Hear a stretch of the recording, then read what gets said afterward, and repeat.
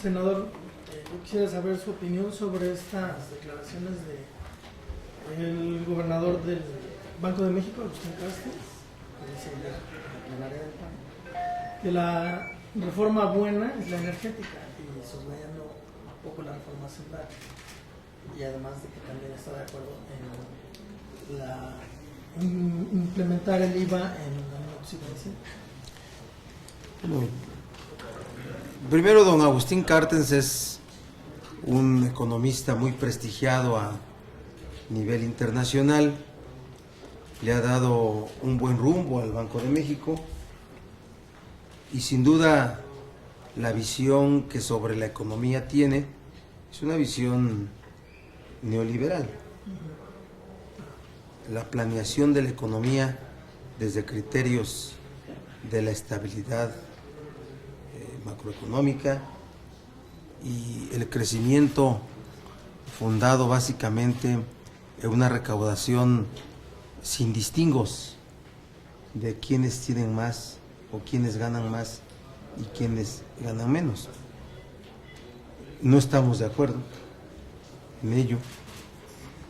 Hemos acreditado que la mejor recaudación no es la de impuestos al consumo, solamente tiene que ver con un orden administrativo de la recaudación. Solamente tiene que ver eso. Lo posiblemente recaudable a través de un IVA generalizado no resuelve absolutamente nada, pero le da orden a la recaudación.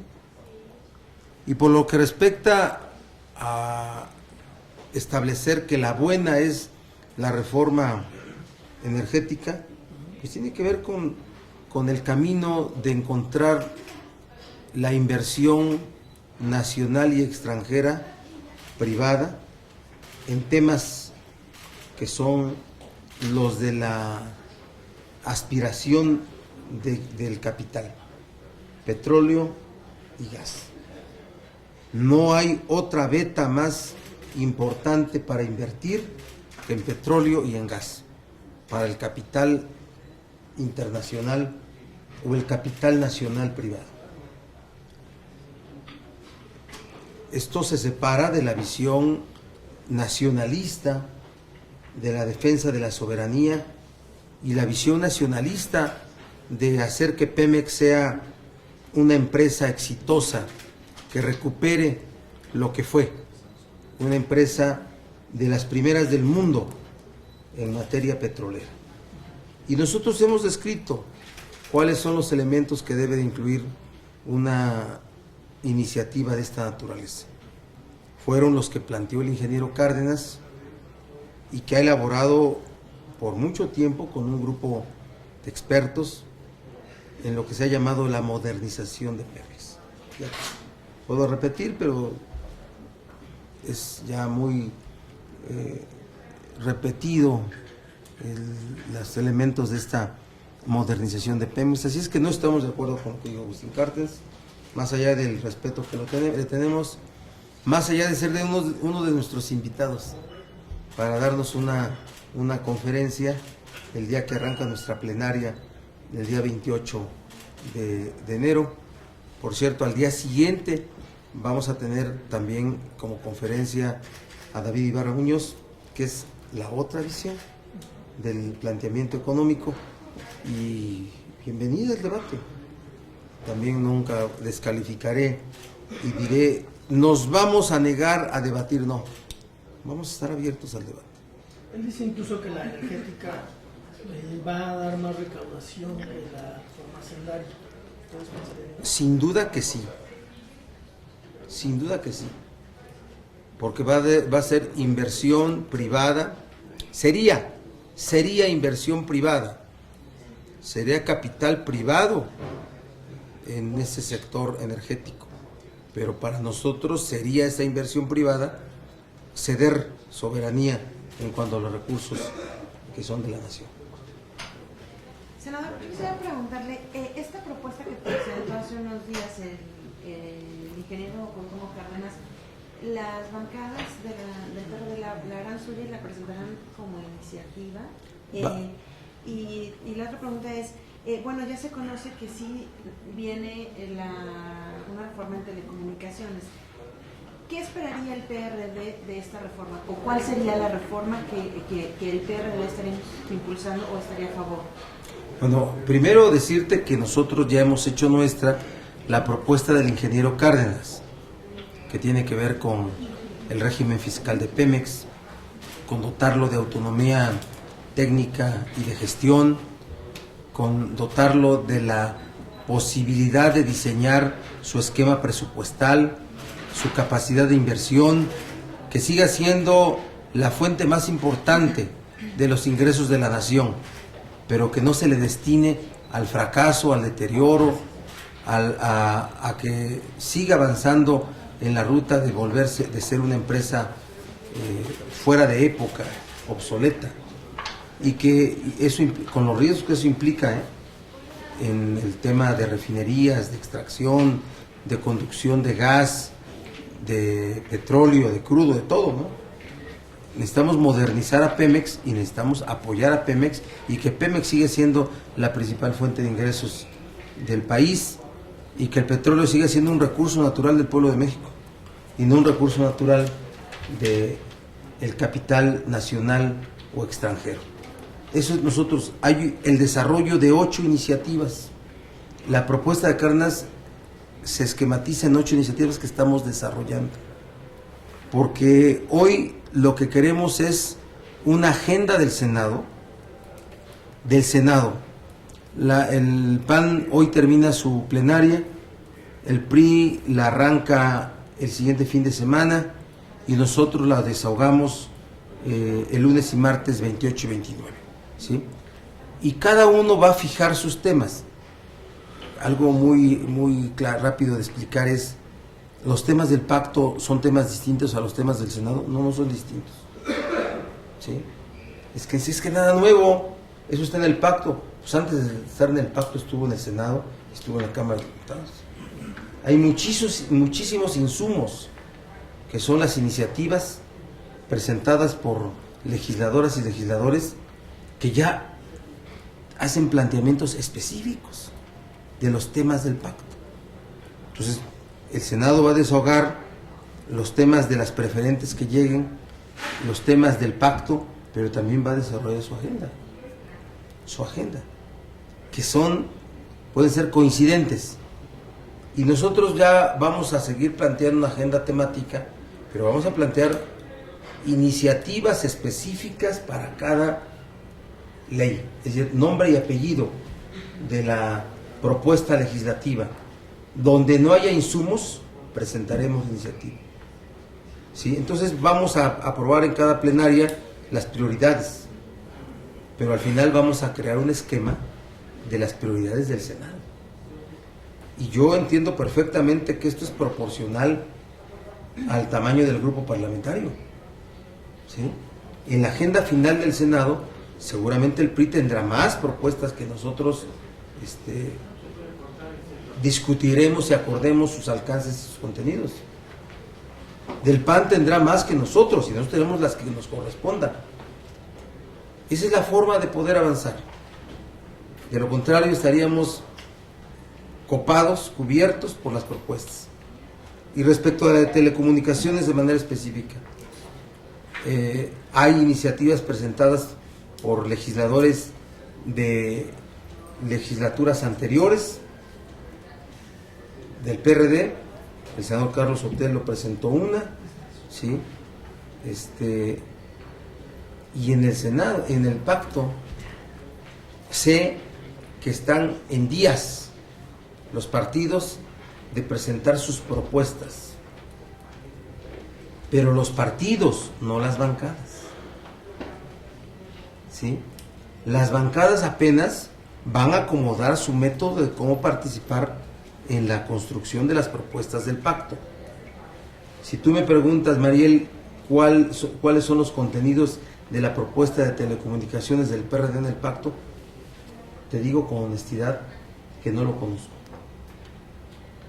Lo que pasó el día martes es el arranque de eso, de la forma como se van a procesar las propuestas del pacto con la intervención de las bancadas. Pero dijimos claramente, la intervención de las bancadas no anula la obligación constitucional de legislar por las cámaras. Senador, ¿esto quiere decir que el PRD, por ejemplo, en el Senado, podría decirle que no a la iniciativa que presenta el PRD como partido? El PRD podría decir que tiene la obligación de revisar, de discutir, ¿sí? De discutir, de tener esa facultad. Yo represento a un colectivo de 22 senadoras y senadores que no piensan igual. Afortunadamente no piensan igual. En la izquierda ni la uniformidad ni la unanimidad. El enriquecimiento por la diversidad, pero que actuamos con responsabilidad, somos confiables. En política hay que ser confiables. Senador, la diputada Purificación Carpintero, que está muy cerca de este tema, decía que se está proponiendo reformas constitucionales a los artículos en una reforma integral, sino reformas al sexto y séptimo constitucional en materia de telecomunicaciones, que ahí quedaría sentado esta reforma que se está discutiendo en el Pacto por México. Yo le exhortaría a Purificación que no hable por un esquema mucho más amplio que la opinión de una legisladora, legislador, ¿sí? Si los que están en la construcción de las propuestas se instalan en los dueños, pues al rato se afectan los acuerdos. Acá en el Senado hemos sacado cosas porque hemos sido muy cuidadosos de cómo ir construyendo. La paternidad de una iniciativa se vuelve dificultad para acordar con las demás fuerzas políticas. El diseño y el perfil de una reforma tan importante en telecomunicaciones debe ser escrupulosamente cuidada. No debe ser una reforma contra las televisoras. No debe ser una reforma contra las empresas, los profesionales de la comunicación. Borren eso de las televisoras. Los profesionales de la comunicación. Debe ser, porque también son parte del esquema de México y de la sociedad mexicana. Debe ser construida inclusive con su opinión. No es la arrogancia del poder frente a algún segmento de la sociedad. Segmentos productivos, hay segmentos sociales, segmentos culturales. O sea, no debe llevar destinatario. Debe llevar propósitos. Si se va a partir de una reforma constitucional, que es una de las visiones, porque hay dos visiones, lo de crear una reforma constitucional o lo de ir directamente a una ley secundaria, las bandas y todo. Pero lo que digo es, cuidemos la construcción. Cuidemos la construcción de una reforma tan importante. No la pongamos en el riesgo del debate antes de lo debido. Señor, el Pacto por México no están incluidos los medios públicos, por cierto, en materia de radio y televisión. Debieran estar. Yo planteé cuando estuvo aquí el presidente de la República que no solamente las bancadas, sino la sociedad. ¿Y la sociedad quiénes son? Los factores que son parte del esquema de influencia en la aplicación de la ley que se construye. Deben de estar. Se antoja una plenaria un tanto ríspida, señor. ¿De quién? Del PRD. ¿No? Si el PAN ya hay, digamos, rebeldía en esta plenaria, en el PRD, como ustedes, la pluralidad. Bueno, en el PRD el debate no nos aleja de los acuerdos. La izquierda tiene una historia en donde la crítica y el debate son razones de estar en la izquierda.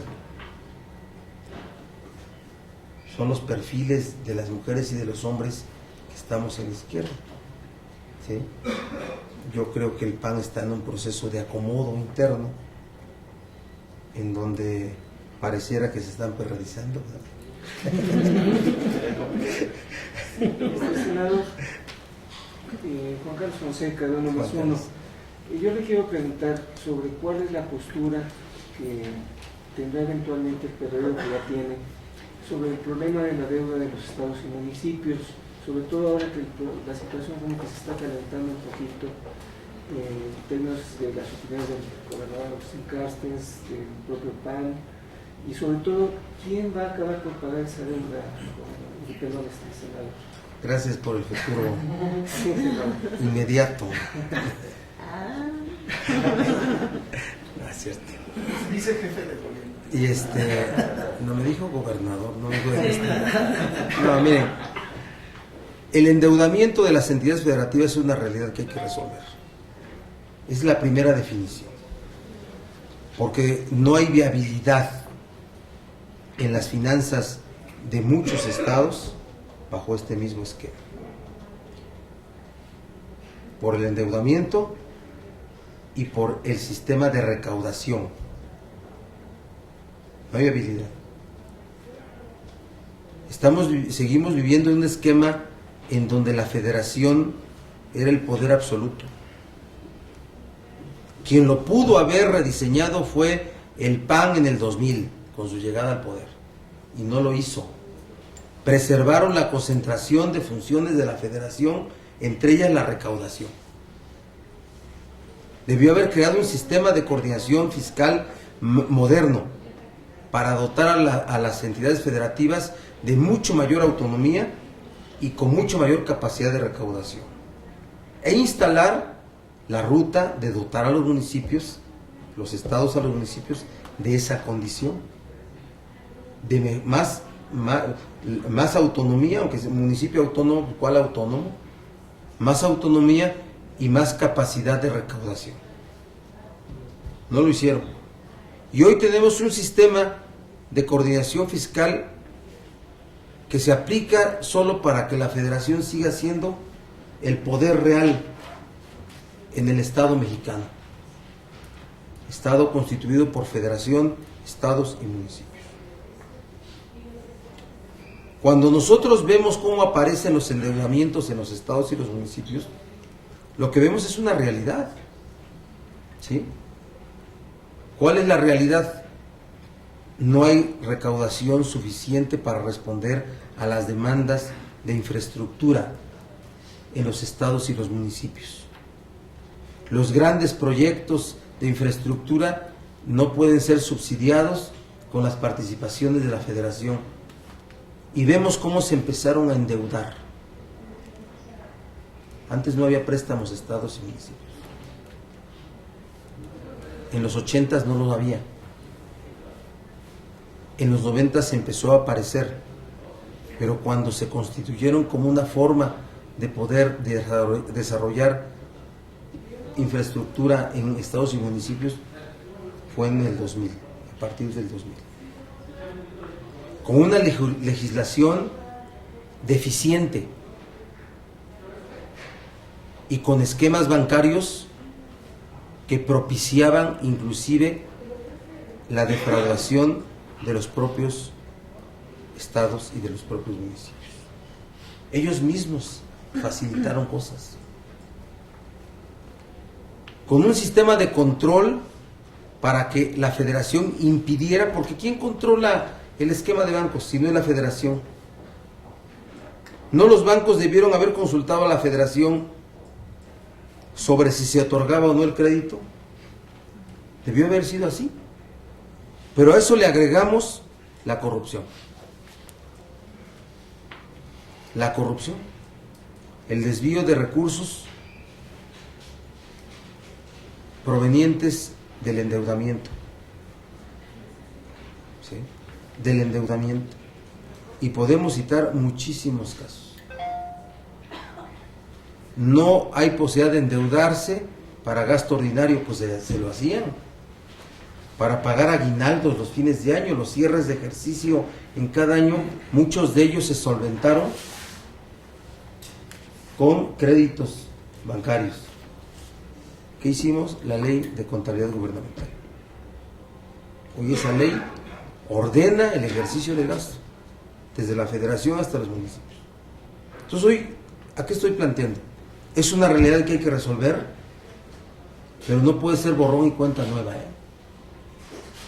Porque saben que si es borrón y cuenta nueva, al otro día es como cuando pagas tu tarjeta de crédito, ¿verdad?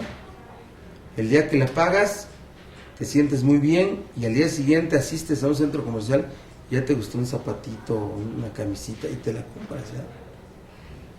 Al día siguiente empezaría nuevamente el endeudamiento. Entonces hay que rediseñar su capacidad de recaudación. 1. Hay que ordenar el ejercicio del gasto,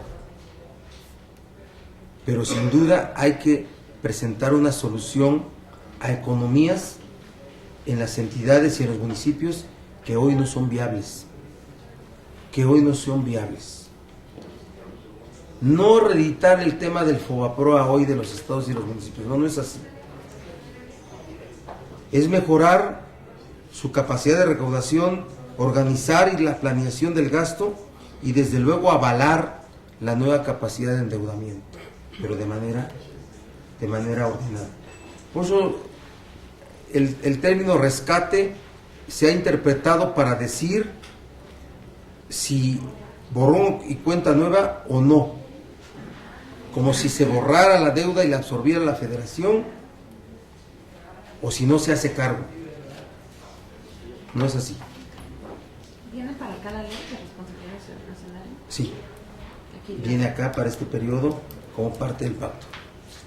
Sí, sino tiene que ver con todo un rediseño, ¿eh? Y entonces está interpretando mal. ¿Qué vamos a proponer sobre ese tema? Vamos a proponer una verdadera negociación que arranque en el Congreso. Es algo que no puede soslayarse. Tenemos una nueva realidad. ¿Para qué fue la CONAGO? ¿No fue un contrapeso a la federación? Cuando el gobierno federal era panista y la mayoría de estados priistas, ¿verdad? Hoy que la mayoría de estados son priistas, gobiernos priistas, y la federación es gobierno priista, ya la CONAGO no tiene razón de existir. Tiene que haber un rediseño de lo que es la agrupación de gobernadores de todo el país. Yo no veo a gobernadores priistas, por más endeudados que estén, hablando que requieren la ayuda de la federación. ¿Dónde está? Díganmelo. ¿Dónde está? Yo he hablado con gobernadores, me dicen ahora nos llevan hasta los acuerdos solamente para que los firmemos. ¿Y de dónde tendría que haber una presión? De la CONAGO, ¿verdad? De la CONAGO. ¿Y los periodistas Sí. propondrán? Nosotros no vamos a proponer. Estamos diseñando una propuesta que va a ser presentada la siguiente semana. Vamos a encabezar un asunto de un planteamiento sobre, no voy a decir rescatar, no, sobre cómo resolver y enfrentar esa realidad que hay que resolverla, pues. Hay que resolverla. Ante la falta de ese contrapeso de la CONAGO, ¿qué debe ser el contrapeso del Congreso? El Congreso aprueba leyes y de las leyes surgen políticas públicas. Tiene que haber una ley que se refiera específicamente a las deudas de los estados y los municipios, y la federación debe de crear la política pública derivada de la ley. Y eso tiene que ser en el marco de un acuerdo nacional, ¿eh? Si no, no sale, también lo digo. Hoy el nuevo estilo de hacer política en el Congreso es dimensionar los hechos del Congreso. Dimensionar, Beto. Más que protagonizar con la presentación de una iniciativa, es dimensionar. Es qué está haciendo el Congreso, qué está haciendo la Cámara de Senadores en cada caso. Porque para presentar iniciativas, pues, todos somos muy buenos. Cuando fui diputado fue el que más iniciativas presentó y el que más le aprobaron de esa legislatura. Sí. Pero la labor de la coordinación es dimensionar los asuntos del Congreso. Y afortunadamente compartimos esa visión los líderes del Senado de PRI-PAN. Y lo hemos dimensionado, ¿eh? Vean los hechos. Eso es lo que tenemos que hacer. Y esta ley que podamos debe ser compartida por todas las bancadas para que salga. Y compartida también con el gobierno. ¿Qué le sería preguntar su opinión sobre la aprobación ya por varios congresos locales de la reforma educativa y los amparos que han interpuesto los profesores en contra de esta reforma? Bueno, es algo que celebramos nosotros, que las legislaturas locales hayan dado su aprobación a la reforma constitucional que el Congreso de la Unión logró, acordó, y que hoy de las cosas de insustituible resolución, como yo lo dije en la semana pasada, está la ley secundaria en materia educativa, ¿sí? Recuerdan que es una reforma constitucional que tiene no sé cuántos transitorios. Y los transitorios, ¿sabes por qué están? Por la desconfianza. Porque son las aportaciones que cada bancada hizo y que no podían quedar en el texto constitucional, que tienen que aparecer en la ley secundaria y que ahí se pusieron para que sean parte de la ley secundaria. Todo lo que va a desarrollar, el desarrollo de la reforma constitucional tiene que estar en la ley secundaria. Y después de la ley secundaria tiene que haber las políticas públicas en materia educativa que se desprendan de la misma, ¿verdad? La evaluación, la calidad educativa, la rectoría de la educación, por todo tiene que estar a través de políticas públicas. Así es el enlace. Constitución, el gran pacto nacional, ley secundaria, establecer los detalles de la materia, y gobierno, política pública, el poder ejecutivo federal. ¿Y los amparos? Bueno, los amparos es el derecho constitucional que tiene todo ciudadano cuando es objeto de un agravio personal y directo, ¿sí? Vamos a ver si ese agravio personal y directo ha afectado individualmente a los derechos constitucionales de quien lo promueve. Respetamos su derecho, pero exhortamos a un compromiso por la nación, por México. Respetamos los derechos de los maestros, respetamos el derecho de quien se sienta afectado por cualquier reforma legal, y respetamos el derecho de presentar esta demanda de juicio constitucional. Senador, es que estamos hablando de no utilice o dé marcha atrás a la compra de este avión millonario para el traslado del presidente, luego de que el gobierno de Estados Unidos los ha puesto en veda este modelo de avión por las fallas que han presentado estos. Pues yo creo que es un asunto de seguridad nacional el determinar la viabilidad de la compra, también trasladar a los titulares del Poder Ejecutivo o quienes se trasladen ahí. No tengo ni idea qué es eso, ni qué se siente estar allá arriba, ni quiero tenerlo, por cierto. Pero es un asunto de seguridad nacional. Es como alguien que compra un coche, le dice: oye vieja, ya tenemos 3 hijos y ya no cabemos en el bocho, ¿no? Vamos a comprarnos algo más grandecito, ¿no? Y compran algo y cuesta tanto, pues es lo que cuesta. ¿O qué hay? ¿Hay gangas? ¿Ofertas? O no sé qué nos digo, lo peor que nos pasa es como le pasó al gobierno argentino, ¿verdad? Que no salen en los aviones presidenciales para que no se los embarguen, chico. No, yo creo que es un asunto de seguridad nacional que hay que resolverlo con esa visión, ¿sí? Que es carísimo. Bueno, que me digan dónde son más baratos. Y ahí que se compre, ¿no? Que se haga con todas las previsiones de compra, ¿eh? Licitaciones, hablo de licitaciones, no asignaciones, perdón, no asignaciones. Por ahí luego les cuento algo que me contaron de la compra de unos, esos que andan arriba, ¿sí? No, de los de los satélites. Ah, Licitaciones, verdaderas licitaciones, ¿sí? Para que la compra sea con absoluta legalidad. Pero si hay un avión más barato, pues que se compre donde sea más barato. Señor, perdón, este campeonato Es ofensivo, claro que sí. sobre Pero, todo, pues, o sea, por el costo, 8,000 Sí. millones de pesos. Pero me digan dónde hay más baratos. ¿Hay unos chinos, por cierto? Pues, Muchas gracias. Senador, en este caso, lo que se cuestiona ahorita son las fallas que ha reportado ese avión, exactamente ese modelo. El modelo que pidió, que se compró dentro del paquete de Aeroméxico de 90 y tantas unidades, ahí se anexó el avión presidencial. Lo que se cuestiona ahorita es el modelo que ha tenido fallas. Sí. Ha tenido diversas fallas, entonces es por eso, ¿no? Porque creo que se dio la licitación, o sea, se tomó un buen precio, entre comillitas, ¿verdad? Porque entró dentro del paquete de Aeroméxico, de 90 y tantas unidades, aeronaves. Entonces, ahorita lo que está en duda es el hecho de que el modelo está representando varias fallas.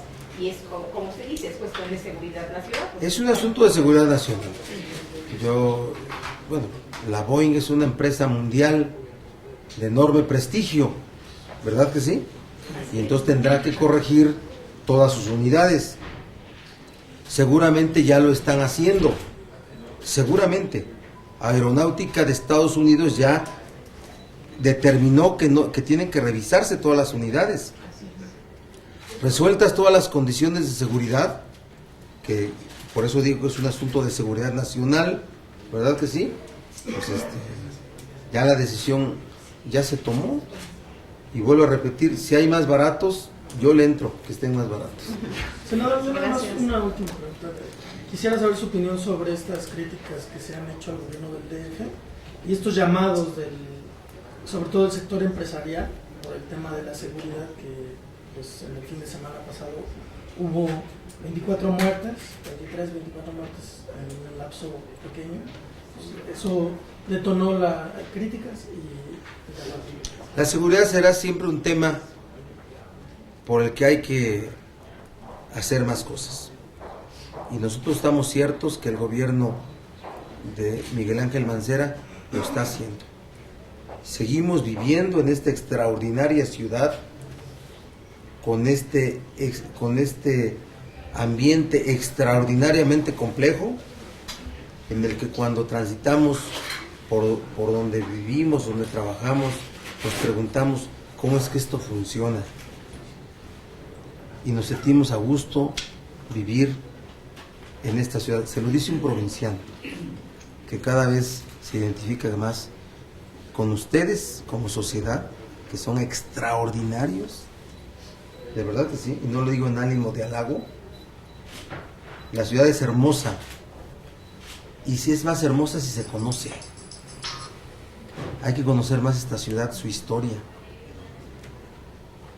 Yo era chilango desde antes de venir a México. Me provocaba nostalgia leer cosas de esta ciudad. Y hoy le he caminado iglesias, y veo la complejidad de gobernar esta gran ciudad. Y veo lo extraordinario que es que las cosas funcionen acá en la Ciudad de México. Todo nuestro apoyo al gobierno de Miguel Ángel Mancera, y todo el apoyo a las gentes que requieren mejores condiciones de gobierno y mejores condiciones de convivencia. Por eso es lo extraordinario de ustedes, reclamantes, informados, siempre pendientes de lo que le pasa al de junto, se comprometen por las cosas que ocurren, hasta por los perros. ¿son ¿No es así? exageradas estas críticas? Solamente puede ocurrir en una ciudad como esta. Solamente, yo se lo dije así al jefe de gobierno, qué extraordinario que haya reclamos hasta por los perros, y que haya manifestaciones y ¿perros qué? Perros libertados. Esa es otra cosa, Perros políticos es otra cosa. No, Es presos, perros, libertad, algo así. Es extraordinario que esto pase en una ciudad como México. No pasa en otro lado, no pasa en Tehuacán, por ejemplo, donde yo vivo. Pasa acá, en una sociedad como la de ustedes, reclamante. Van bien. Va bien todo acá. De verdad que sí. Y la izquierda ha acreditado que sabe gobernar aquí en la ciudad. Debe de gobernar mejor, sin duda, siempre mejor. El gobierno tiene que ser no para hacer acto de complacencia, sino para exigir y mejorar. Aquí hay mucha seguridad, es que padre, ¿no? Policías. Antes venías a México con la sensación de que algo te iba a pasar. ¿Sí? Nos ponían cuando veníamos a México en nuestra bolsa un papelito que estaba el teléfono de nuestro tío, ¿sí? Su dirección, y nos daban instrucciones de qué hacer, ¿no? Y 20 pesos en la bolsa para llegar a donde, por si nos perdíamos. Hoy vienen a México con mucha comodidad las gentes de provincia. Es su ciudad. Hay que cuidarla a todos los que vivimos acá.